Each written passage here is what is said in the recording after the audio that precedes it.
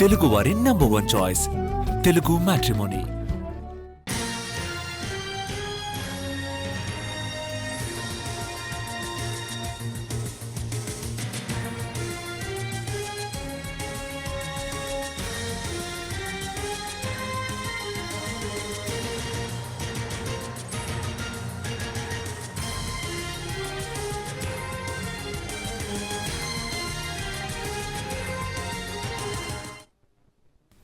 శ్రీకాకుళం జిల్లా కాశీబుగ్గలో నిన్న జరిగిన తొక్కిసలాట ఘటనలో గాయపడ్డవారు వివిధ ఆసుపత్రుల్లో చికిత్స పొందుతున్నారు. నిన్న కాశీబుగ్గలోని వెంకటేశ్వర స్వామి ఆలయంలో తొక్కిసలాట జరిగింది. ఈ ఘటనలో 9 మంది భక్తులు మృతి చెందారు. 30 మంది వరకు తీవ్రంగా గాయపడ్డారు. ఏకాదశి సందర్భంగా వెంకటేశ్వర స్వామి ఆలయానికి భక్తులు భారీగా పోటెత్తారు. ఆలయానికి 15,000 మంది భక్తులు వచ్చారని అధికారులు వెల్లడించారు. రైలింగ్ ఊడిపడ్డంతో తొక్కిసలాట చోటు చేసుకుందని ఘటనా స్థలంలో 7 పలాస ఆసుపత్రిలో చికిత్స పొందుతూ 2 ప్రాణాలు కోల్పోయారు. ఈ ప్రమాదంలో 7 ఘటనా స్థలంలోనే మృతి చెందారు. 2 ఆసుపత్రిలో చికిత్స పొందుతూ ప్రాణాలు కోల్పోయారు. మృతుల్లో 8 మంది మహిళలు, 12 ఏళ్ల బాలుడు ఉన్నారు. సుమారు 30 మంది గాయపడినట్టు సమాచారం. మృతులను టెక్కలి మండలం రామేశ్వరానికి చెందిన చిన్నమ్మి, పట్టిలసారి గ్రామానికి చెందిన రాపాక విజయ, వజ్రపు కొత్తూరు మండలానికి చెందిన నీలమ్మ, మందసకు చెందిన రాజేశ్వరి, బృందావతి, నందిగాం మండలానికి చెందిన యశోదమ్మ, సోంపేటకు చెందిన నిఖిల్, పలాసకు చెందిన అమ్ముడమ్ముగా గుర్తించారు. రూపా అనే మరో మహిళ కూడా ప్రాణాలు కోల్పోయింది.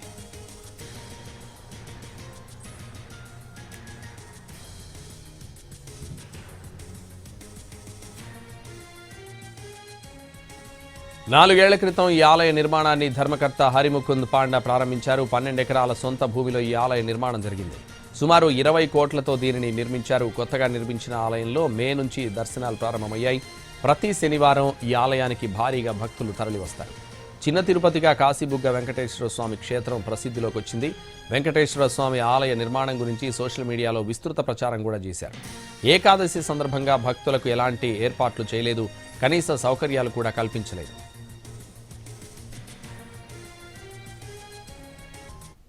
కాశీబుగ్గ వెంకటేశ్వర స్వామి ఆలయంలో తొక్కిసలాట్లో వేలాదిగా భక్తులు రావడమే కారణమని అంటున్నారు. అంతమంది భక్తులు వస్తే తట్టుకునేలా ఆ ఆలయాన్ని నిర్మించలేదు. 12 ఎకరాల ప్రాంగణంలో పలు ఆలయాలు ఉండగా అందులో వెంకటేశ్వర స్వామి ఆలయం ఒకటి. అది చాలా చిన్నది. ఆలయంలో ఒక్కసారి 1000 నుంచి 2,000 మంది మాత్రమే దర్శనం చేసుకునే అవకాశం ఉంది.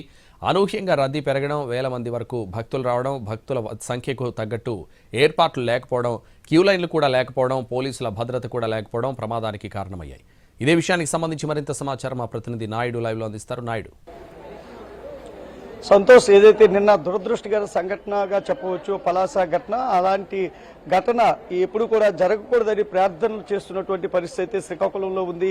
శ్రీకాకుళంలో ఏదైతే పలాస సరౌండింగ్ మండలాల్లో 4-5 మండలాలు, వజ్రపు కొత్తూరు, మందస, ఏదైతే టెక్కలి, నందిగామ తదితర ఈ మండలాలన్నిటికి సంబంధించినటువంటి బాధితులు ఉన్నారు.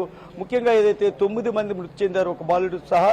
మరో ఏదైతే 3 పరిస్థితి కొంచెం క్రిటికల్ గా ఉండడంతో జెమ్స్ ఆసుపత్రికి మెరుగైన వైద్య కోసం సహాయ కోసం తరలించినటువంటి పరిస్థితి ఉంది. మరో 12 మంది 13 మంది వరకు కూడా పలాస ఆసుపత్రిలో చికిత్స పొందుతున్నటువంటి పరిస్థితి ఉంది. ఇంత ఘోర ఘటనకు కేవలం ఏదైతే ఒక ముందస్తు చర్యలు పకడ్బందీగా చేపట్టకపోవడమే ప్రధాన కారణంగా మనం చూడొచ్చు సంతోషం. ముఖ్యంగా ఏదైతే కిందకి దిగేటటువంటి రైలింగ్ ఏదైతే ఉందో అది పూర్తిగా దెబ్బతినడంతోనే అందరూ కూడా ఒకరి మీద ఒకరు పడడం, తోసుకోవడంతోనే ఈ ఘటన జరిగింది. అయితే ఈ ఘటనలో మృతి చెందిన కుటుంబాలకు ప్రభుత్వం అండగా ఉంటుందని చెప్పి మాట్లాడడంతో పాటు ఈరోజు చాలా చోట్ల ఏదైతే బాధితులకు చెక్కులు కూడా ప్రభుత్వ పెద్దలు, మంత్రులు ఆనం రామనారాయణ రెడ్డి కానీ, ఇటు ఏదైతే అచ్చెన్నాయుడు కూడా స్వయంగా వెళ్ళి మంత్రులు చేతుల మీదుగా ఆ చెక్కులు అందజేశారు. మరోవైపు ఏదైతే ఈరోజు వైసీపీకి సంబంధించినటువంటి కీలక నేతలు అందరూ కూడా ఉత్తరాంధ్ర ఇన్ఛార్జ్ కురసాల కన్నబాబుతో పాటు శాసనమండలి విపక్ష నేత బొత్స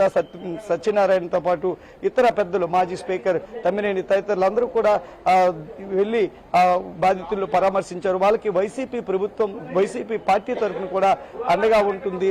2 లక్షల రూపాయల వరకు ఏదైతే ఎక్స్గ్రేషియా కూడా పార్టీ తరఫున ఇవ్వాలని మాజీ ముఖ్యమంత్రి జగన్ సూచించినట్లు వాళ్ళు ఇప్పటికే చెప్పారు. అయితే ఇది మానవ తప్పిదంగా మాత్రం చూడొద్దు, దీనిపైన జ్యుడిషియల్ ఎంక్వైరీ జరగాలి. ఏదైతే 3-man కమిటీ ఉందో ఆ 3-man కమిటీయే కాదు, జ్యుడిషియల్ ఎంక్వైరీ చేయాలని వైసీపీ డిమాండ్ చేస్తున్నటువంటి పరిస్థితి మనం చూసాము.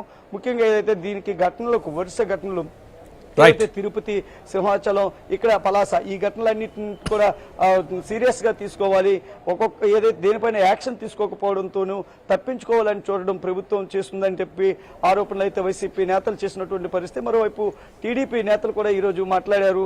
ఈ ఘటనను ఒక దురదృష్టకరమైన ఘటనగా చూడాలి, దీనిపైన ఎంక్వైరీ చేశాము, ఇటు ఆర్డీ వీళ్ళతో ఆ కమిటీ ఏదైతే వేసామో ఆ కమిటీ ఇచ్చిన తీర్పు ఏదైతే రిపోర్ట్కి అనుగుణంగానే నిర్ణయం తీసుకుంటామని అయితే చెప్తున్నటువంటి పరిస్థితి అయితే ఉంది. Santosh. Right, thank you Naidu.